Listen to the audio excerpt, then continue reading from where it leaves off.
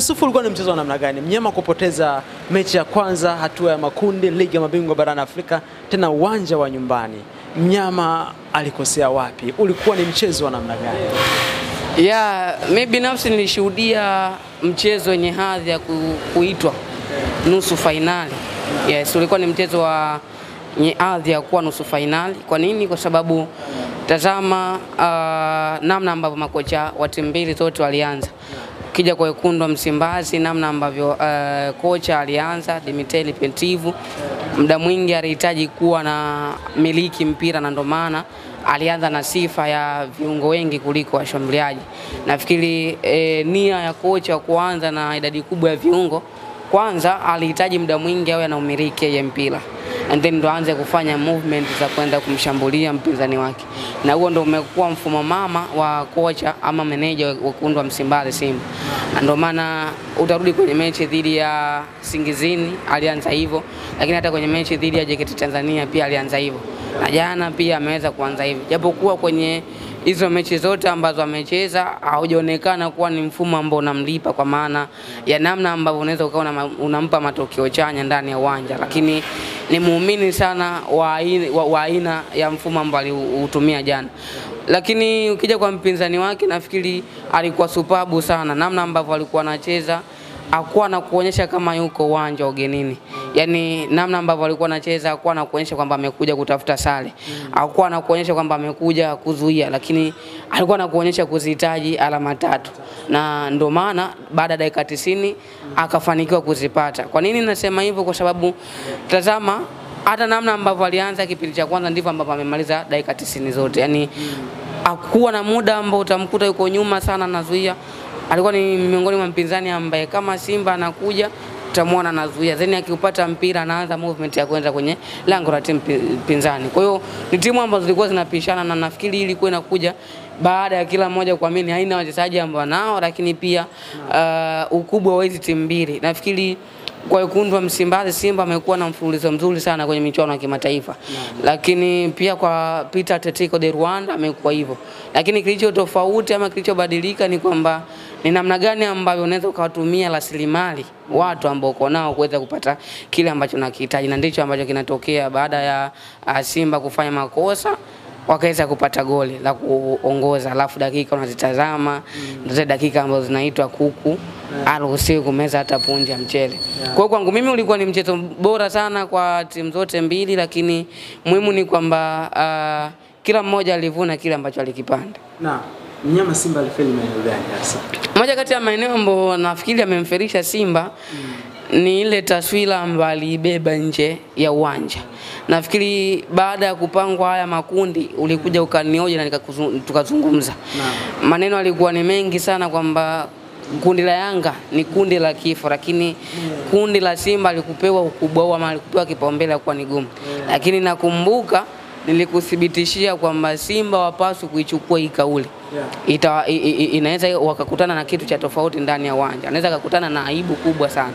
Kwa nini? Kwa sababu walikuwa wanaenda kukutana na timu ambayo kubeba kombe kwenye ligi ambayo inashiriki ni jambo la kawaida.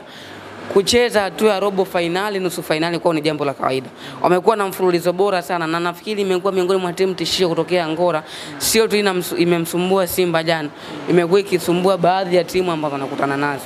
Kwa hiyo ile taswira ambayo Simba alibeba nje ya uwanja kwamba kundi letu ni jepesi, ndicho ambacho kienda kutokea ndani ya uwanja. Yaani kile ambacho kilikuwa kinazungumzwa nje ya uwanja ndicho ambacho walienda nacho hadi ndani ya uwanja, wakakutana na surprise.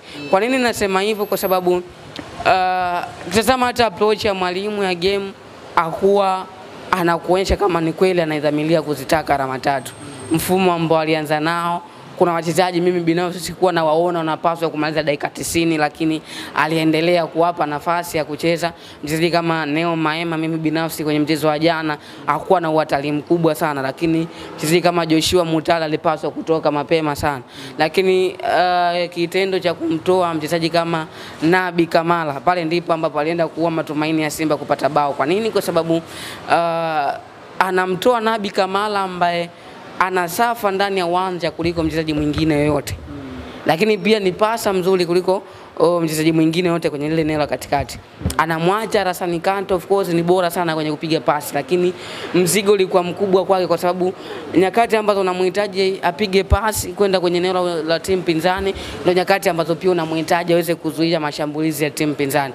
Kwa akajikuta muda mwingi anapaswa kuwa wa pili kwenye matukio, kwa maana akawa anachelewa kufika kwenye matukio. Kwa hiyo nafikiri kwa muda mwingi sana nilimuona kocha ni kama machague wachezaji ya kuwa sahihi. Kwenye mchezo wa jana ulikuwa unamhitaji mchezaji kama Kibu Denis aanze, lakini of course huyo hakuwepo hata bench. Uwezo ukalaumu hilo, lakini mchezaji kama Steven Dese Mukwala, Jonathan So, hata Selemani Mwalimu, nilitamani kuona nyakati ambazo anamtoa mchezaji kama Morris Abraham basi aingize hata tu double strike aanze kutumia mipira ya juu, lakini akashindwa hata kufanya hivyo.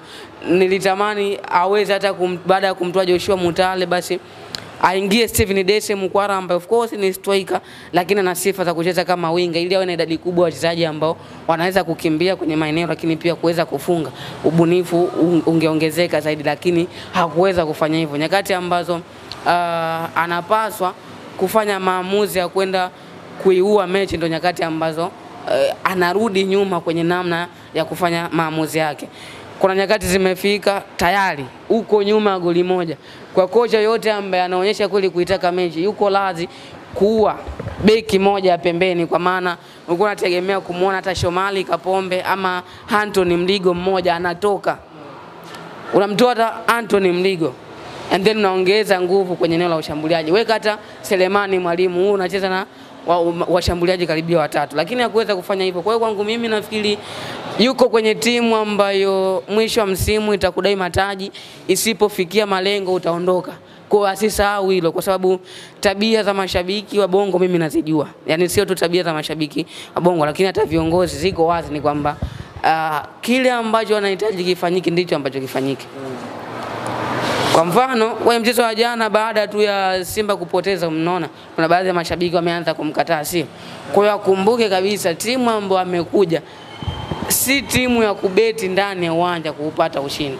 Kwa hiyo akaya kijua kabisa anapocheza nini ambacho kinahitajika kifanyike na kwa wakati gani, ili aweze kufikia kile ambacho mashabiki wanakihitaji. Lakini end of the day utarudi kwenye namna ambavyo pia mpinzani wake alikuwa bora sana kwenye maeneo mengi ya uwanja. Nafikiri moja kati ya timu ambayo imeonyesha changamoto kubwa sana kwenye ikiwa uwanja ugenini ni pamoja na Peter Atletico de Rwanda.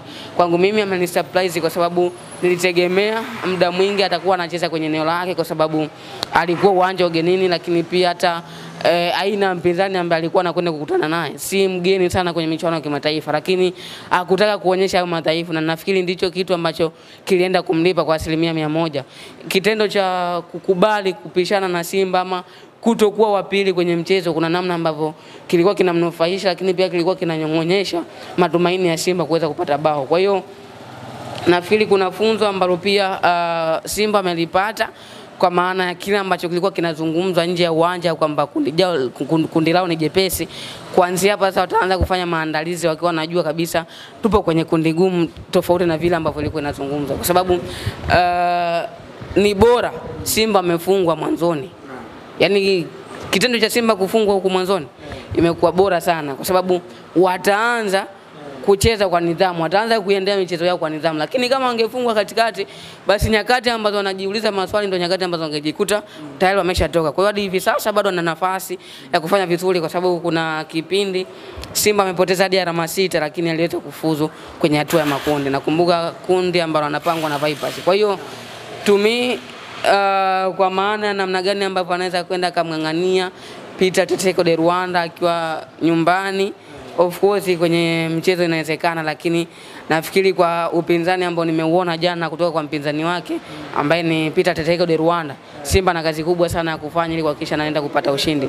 Ni afadhali angeweza kupata hata alama moja, kuna namna ambavyo ingemsaidia, lakini tukirudi tu kwenye calculation ya kawaida, ufanye tu umechukua alama 6 kwa Saint Malien, chukua alama 3 kwa Experience de Tunis uwanja Benjamin Mkapa, utakuwa na alama 9. Kwenda kuchukua alama 3 kwa Experience de Tunis ni kitu ambacho ni kigumu, japo inawezekana, lakini atabidi afanye kazi kubwa sana kwa atakuwa na alama 9. Alama pekee ambazo atakuwa anazitolea macho ni alama zidi ya Peter Atletico de Rwanda, alao akipata hata alama moja. Sasa hapo pia tategemea mpinzani wake ambaye ni Peter Atletico de Rwanda yupo kwenye nyakati zipi, kwa sababu asilimia kubwa ya kwenda kwenye hatua inayofuata ni kama nafasi ya kwanza anapewa Esperance de Tunis. Kwa kinachobaki ni Simba na hawa wengine, kwa maana Peter Atletico de Rwanda na Simba pamoja na Saint Malien wachaguane nani anakwenda kuungana na Esperance de Tunis. Kwa hiyo yupo kwenye wakati mgumu sana, lakini haijaisha mpaka iishe. Mashabiki wa Bongo watakusifia leo, kesho wanakugeuka. Sahihi.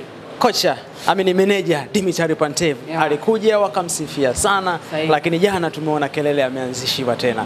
Mashabiki ni kama sasa wanaanza kupoteza imani kwake. Umeonaje kiufundi Yusuf mchezo ule na Dimitri? Nafikiri mashabiki wote wako hivyo duniani kote, lakini kwangu mimi naamini ni afadhali ukapoteza mechi 2 za ligi kuu kuliko ukapoteza mechi 1 ya ligi ya mabingwa barani Afrika. Hususan kwa klabu kama Simba ambayo imezoea kucheza hatua ya robo finali. Imezoea kwenye kila msimu lazima ifanye vizuri kwenye michuano ya kimataifa. Kwa hiyo kosa ambalo litamgharimu sana kocha Dimitri Pantev ni kutolewa kwenye michuano ya kimataifa. Kama atapoteza mechi 2 mfululizo, sioni kama ataendelea kudumu ndani ya kikosi cha Simba. Hawana uvumilivu hata kidogo. Yaani unafungwa mbele ya waziri mkuu mstaafu Kassim Majaliwa, Mohamed Dewji ambaye pia ndo rais wa heshima wa klabu ya Simba. Jana alishika hadi kichwa kama umetazama. So kuna namna ambavyo unapoteza matumaini ya watu wengi sana, sio tu mashabiki, lakini ulikuwa unaona hata sura za viongozi namna ambavyo zilikuwa zimepoteza nuru kulingana kile ambacho kilikuwa kinaendelea. Kwa hiyo makosa ambayo hapaswi kuyafanya tena ama kuyarudia ni kupoteza mechi uwanja Benjamin Mkapa. Yaani ni bora Simba yuko lazi kufungwa uwanja ugenini hata goli 2 na kuendelea kuliko akafungwa uwanja Benjamin Mkapa, kwa sababu ndo uwanja pekee ambao umekuwa ukimpa jeuri na umeyajenga matumaini mengi, na safari za Simba kufikia nchi ya ahadi huwa zinaanzia uwanja Benjamin Mkapa. Nafasi ya Simba kufuzu unaiona wapi Yusuf? Nafasi ipo, lakini ni ngumu sana. Sitaki niwakatishe tamaa kwa sababu ndo kwanza mechi ya kwanza, lakini moja kati ya kitu ambacho utakipata kwenye michuano ya kimataifa ni namna ambavyo timu zinacheza kwa mikakati mikubwa sana. Yaani kosa moja utajikuta huko nje ama unaadhibiwa. Kama hili kosa limewatokea Simba, basi wanapaswa kujifunza kwenye mechi zinazofuata, yaani isiweze kujirudia. Lakini kinachobaki kwa namna yoyote Simba anapaswa kufa tena na experience, na kwa maana na Peter Atletico de Rwanda akiwa Rwanda kule akiwa Angola kule, ili zile alama 3 ziweze kurudi. La sivyo inawezekana kajikuta kwenye hatua ngumu sana. Lakini pia itategemea matokeo ya Peter Atletico de Rwanda na mpinzani wake ambaye anafuata, nini ambacho kitatokea. Lakini to me nafasi ya Simba kwenda of course ipo, lakini kwangu mimi ni kwa asilimia chache, kwa sababu ya aina wapinzani ambao wanakutana nao. Mimi binafsi naamini kundi la Simba ni gumu kuliko kundi la Young Africans. Kundi la Simba ni gumu kuliko kundi la Young Africans. Iko wazi. Wale sio hatari. Iko wazi. Yaani tutazungumza labda na kuwaogopa kwa sababu mnaona ni Waarabu, lakini mimi nauhakikishia kundi gumu ni kundi la Simba. Kwa sababu hapa mnyonge ni mmoja tu. Mnyonge nani hapa? Ni Saint Malien. Na katoa sare kule kwa Esperance. Katoa sare. Sasa kama yeye ameweza kutoa sare ambayo walikuwa na hawampi matumaini makubwa, Simba ambaye labda alikuwa anatazamwa ni timu ya kwanza kutoka ukanda wa Afrika Mashariki na Kati, lakini pia wa kwanza kutoka ligi ya NBC Premier League, ameshindwa kupata hata sare akiwa uwanja Benjamin Mkapa. Kwa unaona namna ambavyo inaweza ikawa ni ngumu. Nasema timu zinacheza kimikakati kwa sababu kwa mfano kama hivyo Saint Malien ameweza kumzuia Esperance de Tunis. Si ndio? Kwa hiyo kinachobaki ni namna gani ambavyo Simba ataamua kufa na hizo mechi zilizobaki. Yaani kwake kila mechi inayofuata sasa hivi iwe ni finali. Alafu kitu cha kumshauri meneja wa Simba ambaye pia ndo kocha wa Simba.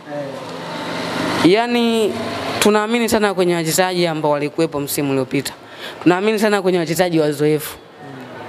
Si ndio? Ngoja nikueleweshe vizuri. Tazama kikosi cha Young Africans ambacho kimeanza mchezo wa juzi dhidi ya Experience dhidi ya Farabati, dhidi ya Farabati. Ni mchezaji mmoja pekee ambaye amesajiliwa msimu na ndiye ambaye alianza. Na alianza kwa sababu Celestia Ekua pekee ndiye ambaye alianza. Wote wale walikuwepo msimu uliopita. Je, hao wachezaji wote ambao wamesajiliwa ni wabaya? Jibu ni kwamba hapana, lakini watu wanataka kupata kitu kile ambacho mlikuwa nacho. Nini ambacho mlikifanya msimu uliopita? Wape kwanza kipaumbele wachezaji ambao waliweza kuifikisha Simba nusu finali CAF Confederation. Si ndio? Ekuwa ameanza kwa sababu Clement Mzize hayupo. Lakini Mzize kama angekuepo, usingeona mchezaji yote ambaye amesajiliwa msimu angeanza. Huko kwenye mchezo wa jana, kwa namna yote unamhitaji mchezaji kama Jean Charles Ahoua. Fadlu Davis pekee ndiye ambaye alijua kumtumia Jean Charles Ahoua. Japo maneno alikuwa yanazungumzwa nje ya uwanja, lakini bado alikuwa mstari wa kwanza Jean Charles Ahoua kuamua hatima ya Simba. Kwenye mchezo wa jana unahitaji kwenda na Neo Maema hadi dakika 90. And then kuna Jean Charles Ahoua ambaye ndo top scorer msimu uliopita, ndo alihakikisha Simba inakuwa jeuri kwenye michuano ya kimataifa kwa kufunga baadhi ya mabao. Faida ambayo utaipata kwa Jean Charles Ahoua, atakupa penalti, mipira ya kutenga atafunga, lakini pia ana uwezo wa kutengeneza nafasi, pia kufunga kupitia mipira ya kutengeneza, ana uwezo wa kufanya hivyo.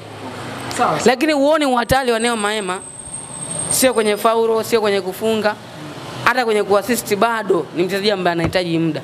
Sawa. Yusufu, kelele pia zimekuwa nyingi sana, nataka tumalize na hili. Elie Mpanzu, mashabiki wa Simba ni kama hawamuelewi kwa sasa. Jicho lako la kiufundi linamuonaje? Ni kweli kashuka kiwango? Wanamuonea. Mashabiki wa Simba kwa Elie Mpanzu wanamuonea. Kwa nini Yusufu? Yes, nafikiri watamlaumu ama wataona kiwango chake kimeshuka kulingana baada ya kushindwa kufunga, kukosa bao la wazi, ndio. Lakini hata Morsi Abraham amekosa bao. Je, Morsi ni mbaya? Yaani ubaya mchezaji atuupimi kwenye kukosa nafasi. Yaani ubaya mchezaji upimwe kwenye namna ya kuto kuzitumia nafasi. Sijajua anatumia kwenye, yani sijajua ametumia kigezo gani kumuona kwamba kiwango chake kimeshuka, lakini mimi binafsi naamini bado ni mchezaji hatari na ambaye anaweza kufanya chochote ndani ya dakika yote. Tazama mikimbio yake ikiwa ndani ya uwanja.